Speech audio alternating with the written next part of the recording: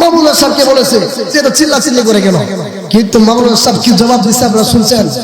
তিনি পরিষ্কার ভাষায় জবাব দিয়েছে যে আমি আল্লামা মামুনুল সাহেব, আমি এই গরম বক্তব্য দিয়ে দুনিয়ার কোন মানুষকে সন্তুষ্টি করার জন্য না। আমার এই গরম বক্তব্য যদি কেউ ভুল প্রমাণ করতে চাই, কেউ ভুল প্রমাণ করতে পারে, আমি আর গরম বক্তব্য দেব না। আল্লামা মাওলানা সাহেব তুমি বলেছে যে আমার এই গরম বক্তব্য দেওয়ার কারণে সারা বাংলার জমিনে এই আল্লাহু আকবার স্লোগান উঠেছে না ভাই? জোরে বলে উঠেছে না ভাই? এই আল্লাহু আকবার স্লোগান যখন উঠেছে, এই স্লোগান তিনি বলেন যে এটা আমি আমার নাজাতের জড়িয়ে মনে করি। সেই বাংলাদেশে যারা আল্লাহু আকবার স্লোগানকে বিদ্বেষ পোষণ করবে, আল্লাহু আকবার স্লোগানকে যারা এরকম ভাবে দুশ্মনী মনে করবে, জয় শ্রীরামের স্লোগান দিয়েছে, আল্লাহু আকবার স্লোগান বন্ধ করেছে, আমরা বলতে চাই জয় শ্রীরামের স্লোগান নয়, নারায়ে তাকবীর আল্লাহু আকবার স্লোগান উঠবে, ওই বেঈমানের বাচ্চাদের মুখ থরথর করে কাঁপবে। কথা বলতে হবে মুসলমান, এক করে বলেন মুসলমান। মুসলমান বন্ধুগণ, জয় শ্রীরামের স্লোগান হবে না, জয় শ্রীরামের স্লোগান হবে না, নারায়ে তাকবীরের স্লোগান হবে। কথা বলেন ঠিক কিনা?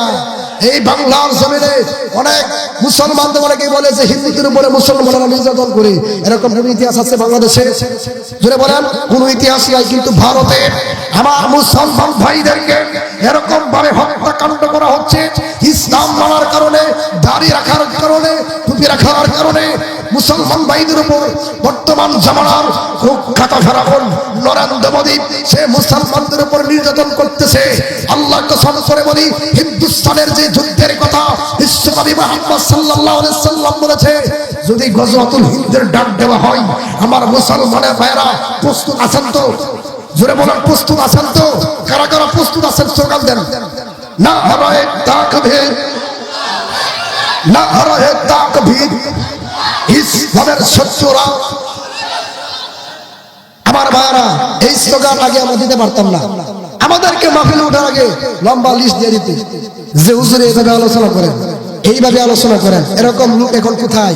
এখন তো আর বলতে পারে না, এখন তো আবহাওয়া চেঞ্জ হয়ে গেছে। লিস্ট ধরে দিত, এরকম ভাবে লিস্ট ধরে দিয়া তারা বলতো যে হুজুর এইভাবে আলোচনা করেন, কিন্তু এখন তো তারা নাই। 14 বছর পর্যন্ত, 20 বছর পর্যন্ত মাদ্রাসায় লেখাপড়া করে তোমার মতো মূর্খের কাছ থেকে জ্ঞান নিতে হবে আমরা কিভাবে কথা বলবো। বেয়াদব, টাটকা বেয়াদব কথা বলে ঠিক কিনা? ওই সমস্ত বেয়াদবের বাচ্চাদের পতন হয়েছে। আজ যারা বাংলার জমিনে এরকম ভাবে দুঃসাহস দেখাবে, এই দুঃসাহস দেখানোর মতো লোক পৃথিবীর জমিনে, এই বাংলার জমিনে, মুসলমানদের জমিনে এখন পর্যন্ত লোক পাওয়া যাবে না। এই বর্তমান স্বাধীন বাংলাদেশের কথা বলেন ঠিক কিনা? দেশ স্বাধীন হয়েছে, চুরি করে নাই, ছিনতাই করে নাই, রাস্তায় মোবাইল নিয়ে গেলে, এই টাকা নিয়ে গেলে মানুষ তা দরফর করে যে আমার টাকা ছিনতাই করে নিয়ে যাবে। কথা বলেন ঠিক কিনা? কথা বলেন ঠিক কিনা? ইসলামের বিজয় যখন হবে, একটা নারী, একটা সুন্দরী নারী এই এক ঢাকা শহরের ভিতর দিয়ে সে সুন্দরভাবে হেঁটে যাবে, কোনো যুবক ডিস্টার্ব করবে না, এরকম হবে। একটা মেয়ে যদি যায়, 5-10 জন যুবক পিছিয়ে লাগে কিনা? তখন ইসলাম কায়েম হবে।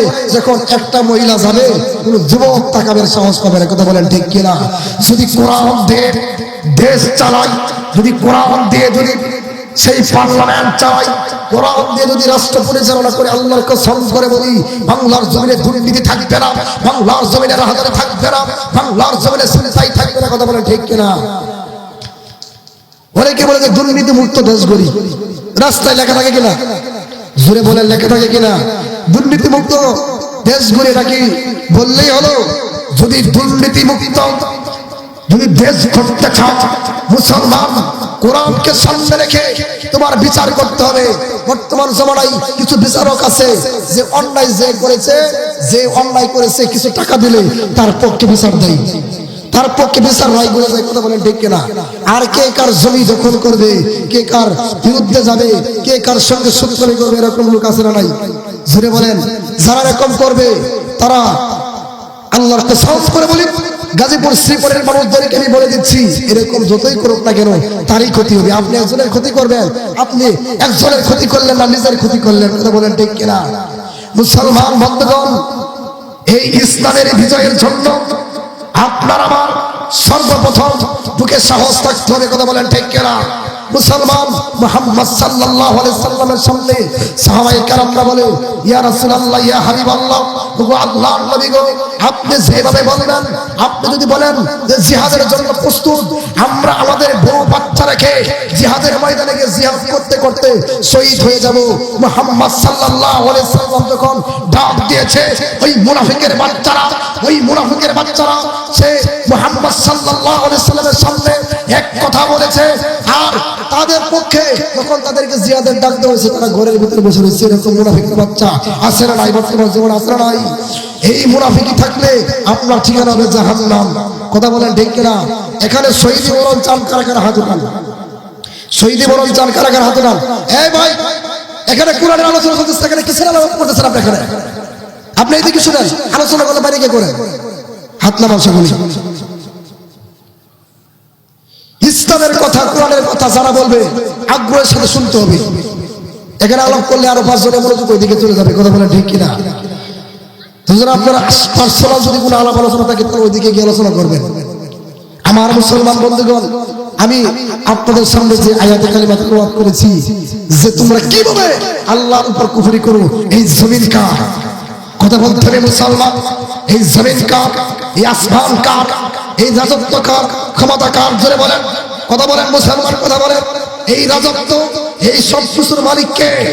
আমার মুসলমান বন্ধুগণ, জবান বন্ধ রাখা যাবে না। এই সমস্ত কিছুর মালিক কে? আমার আপনার আল্লাহ। সেই আল্লাহ তিনি ওই ফেরাউনকে পতন করেছে, নমরুদকে পতন করেছে, হামানকে পতন করেছে, কারুনকে পতন করেছে। সেই আল্লাহ এখন আছে না নাই? জোরে বলেন, আছে না নাই?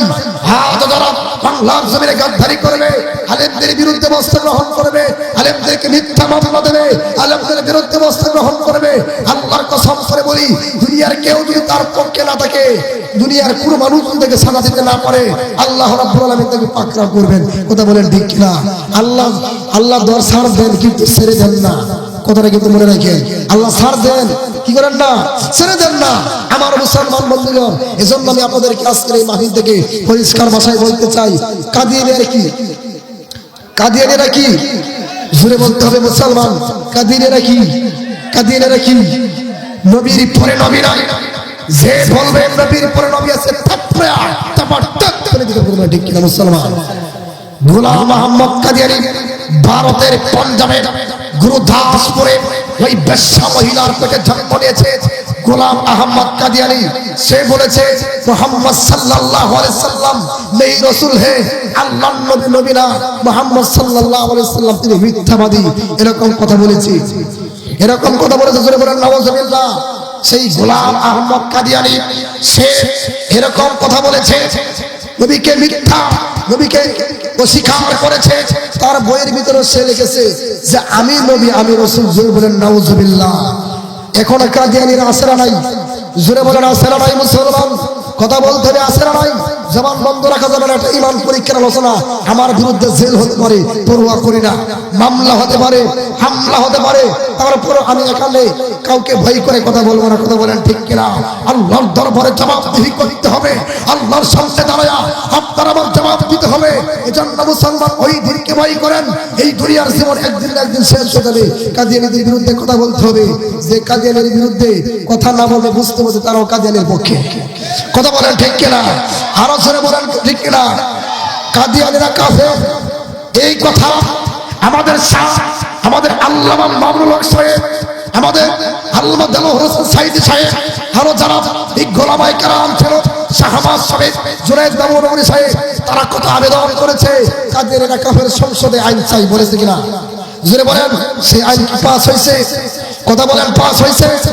মুসলমান, ওই সৈরাতের পতন হয়েছে, ওই সৈরাতের পতন হয়েছে। আল্লাহর কসম করে বলি, কাদিয়ানীরা কাফের, কাদিয়ানীরা কাফের। এটা প্রমাণ হবে, সংসদে প্রমাণ হবে। কারা কারা রাজি আছেন হাত তুলে করে বলেন কাফের, কাফের, কাফের, কাফের, কাফের, কাফের। হাত নামান। যেই বলবে যে কাদিয়ানীরা কাফের না, তাহলে বুঝতে হবে সেও তার অন্তর্ভুক্ত। জোরে বলেন ঠিক কিনা? এই গোলাম আহমদ কাদিয়ানির বংশধর এখন আছে, তারা কি করে এই লেবাস টুপি আমাদের মধ্যে পরে মঞ্চে আলোচনা করে আবার কাদিয়ানিদের পক্ষে চলে আসে না নাই? জোরে বলেন আসে না নাই? এই কাদিয়ানিদের বিরুদ্ধে আমাদের আকাবিররা, আমাদের পূর্ববর্তী যারা আকাবির ছিল তারা কথা বলেছে, তারা তাদের বিরুদ্ধে আল্লামা শাহ আহমদ শফী কাদিয়ানিরা কাফের এই কথা বলতে বলতে মৃত্যুবরণ করেছে। আল্লামা শাহ আহমদ শফী এই কথা জীবনভর বলে গেছে, আল্লামা জুনায়েদ ববরবরী এই কথা বলেছে, ফজলুল হক আমিনী এই কথা বলেছে, আল্লামা সাইদি এই কথা বলেছে। বর্তমান সময়েও উলামায়ে কেরামরা বলতেছে কাদিয়ানিরা কাফের, সংসদে আইন চাই, এই আইন যদি পাস না করা হয় মুসলমান আমরা ডাক দেব একটা, কাদিয়ানিরা কাফের। এই ডাক দেওয়ার সময় কারা কারা প্রস্তুত থাকবেন, কারা কারা থাকবেন আল্লাহকে দেখায় দেন। না হারায় থাকবে, না হারায় থাকবে। আল্লাহু আকবার। কাদিয়ানীদের বিরুদ্ধে আপনি আমি বললেই আগের দিনে আমাদের উলামায়ে কেরামরা যখন কাদিয়ানীদের বিরুদ্ধে কথা বলেছে তাদেরকে জেলখানায় ভরেছে। আমার কথা কি আপনারা বুঝতেছেন? তাদেরকে কি করেছে? জেলখানায় ভরেছে। এখন এই যে চিল্লাচিল্লি করি, এই যে ওপেন কাদিয়ানীদের বিরুদ্ধে কথা বলি, কই আমাদেরকে তো কেউ জেলে নেয় না। ইসলামের বাংলাদেশ হিসেবে মুসলমান ইসলামকে পেয়েছে, কথা বলেন ঠিক কিনা? এই বাংলার জমিনে এখন কেউ ইসলামের বিরোধিতা করে টিকে থাকতে পারবে? জোরে বলেন টিকে থাকতে পারে? এখন যদি কেউ বলে যে আমি নবী, শেষ নবী, আল্লাহ রাসূল বলেন আলা খাতামুন নবী লা নবী আমারা, আমি শেষ নবী, আমার পরে কোনো নবী নাই। আল্লাহ রাসূল সাল্লাল্লাহু আলাইহি সাল্লাম এই কথা বলেছেন, আমি শেষ নবী। একটু পানি হবে, চা হবে।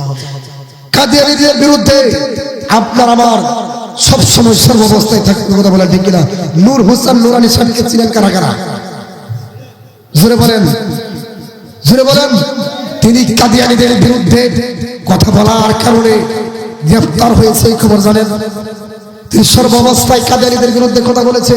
মধুপুরের পিসা আব্দুল হামিদ শাহ তিনিও কাদিয়ানীদের বিরুদ্ধে কথা বলেছে, মাথায় গুলি পর্যন্ত খেয়েছে।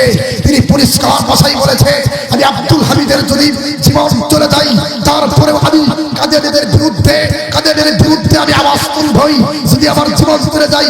আমরাও মধুপুরের বিশ্বমধুরের সুর মিলিয়ে বলতে চাই যদি জীবন দিতে হয় আল্লাহর নবীর আশিক রাসূল হিসেবে, আল্লাহর নবীর জন্য, আল্লাহর নবীর জন্য আমরা কাদিয়ানীদের বিরুদ্ধে জিহাদ করব, কথা বলেন ঠিক কিনা?